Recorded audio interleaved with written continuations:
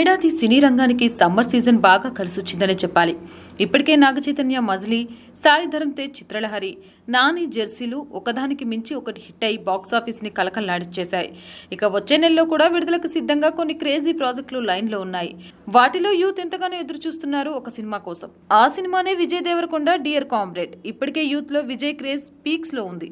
దానికి తోడు గీతా గోవిందం సినిమాతో ఆకట్టుకున్న విజయ్, రష్మిక మందనలు మరోసారి కలిసి నటిస్తుండడంతో ఈ సినిమాపై అంచనాలు ఏర్పడ్డాయి.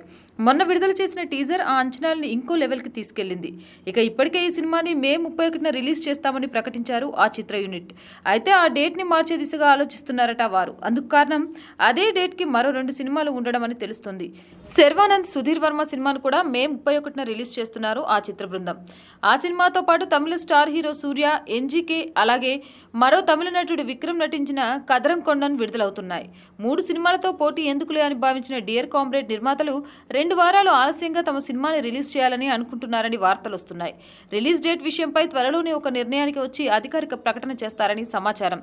ఏదేమైనా ఈ వార్త విజయ్ దేవరకొండ అభిమానులకు చేదు వార్తనే చెప్పాలి.